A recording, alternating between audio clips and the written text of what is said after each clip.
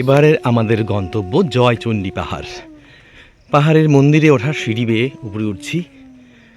503টি সিঁড়ি বেয়ে উপরে উঠতে হবে, তবেই গন্তব্যস্থলে পৌঁছানো যাবে। পাহাড় থেকে জয়চণ্ডী পাহাড়ের একাংশ আকাশের দিকে মাথা উঁচু করে দাঁড়িয়ে রয়েছে বিশাল পাথরের চাই। সিঁড়ি বেয়ে চলছেই উপরে, মন্দিরে দেখা মেলে না। উপর থেকে কিছুটা নিচের ছবি। সিঁড়ির পর সিঁড়ি, শেষ হওয়ার যেন লক্ষ্যই নেই। এভাবেই প্রতিটি মানুষ দর্শনের জন্য উপরে উঠছে। এবার একটু জিরিয়ে নিই। অনেকগুলো সিঁড়ি বেয়ে উপরে উঠলাম। বেশ সুন্দর, প্রাকৃতিক সৌন্দর্যে ভরা জয়চণ্ডী পাহাড়। প্রথমবার এলাম, কিন্তু এতটা সিঁড়ি ভাঙতে হবে এটা ভাবিনি। ওই জন্য ভীষণ হাঁপাচ্ছি। আর একটু উপরে উঠতে হবে। সামনে যাই, আবার পরবর্তী দৃশ্য তুলে ধরছি। পাওয়া গেল অবশেষে পাহাড় চূড়ায়। তবুও আরও কিছু সিঁড়ি ভেঙে উপরে উঠতে হবে। তারপর একটু শান্তি, আনন্দ, খুশি। পৌঁছে গেলাম জয়চণ্ডী পাহাড়ের একদম উপরে। ওপর থেকে জয়চণ্ডী শহর বা শহর লাগোয়া বিভিন্ন দৃশ্য সত্যি ভীষণ মনোরম। মাঝখানে দেখো দুটো গম্বুজের মতো জয়চণ্ডী পাহাড় দূর থেকে দেখা যায়। এমনকি স্টেশনে রেলগাড়ি চেপে যেতেও দেখা যায়। সেই দৃশ্যই তুলে ধরছি। আর এই হলো জয়চণ্ডী মাতার মন্দির। দেখতে পাচ্ছেন সবাই, জয়চণ্ডী মাতার মন্দির। আর একটু সামনের থেকে দেখানোর চেষ্টা করছি। আশা রাখি ভালো লাগবে। পাহাড়ের উপর এতগুলো সিঁড়ি বেয়ে উপরে উঠে খুব সুন্দর মন্দিরটি।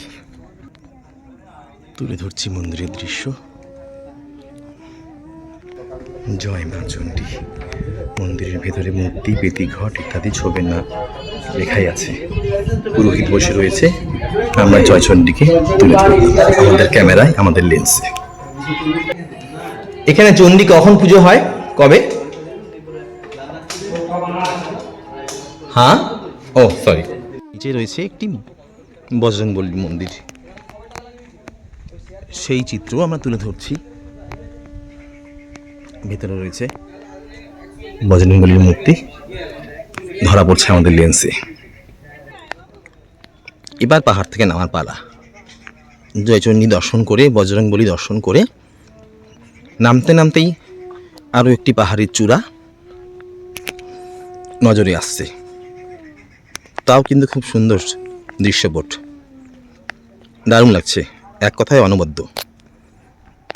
আমি একটু কাছ থেকে ধরার চেষ্টা করছি, ঠিক যেন দূর থেকে ব্যাঙের মাথার মতন দেখতে। পাশেই একটা রাজ আমলের ওয়াচ টাওয়ার, পরিত্যক্ত, ভগ্নপ্রায়। দর্শকরা দাঁড়িয়ে এই দৃশ্য দেখছে, আমিও দেখে নিলাম এক ঝলক। বড় পাথরের চাইয়ের পাশ দিয়ে নেমে গেছে নিচে নামার সিঁড়ি। জায়গাটাও কিন্তু বেশ সুন্দর, একের পর এক সিঁড়ি বেয়ে।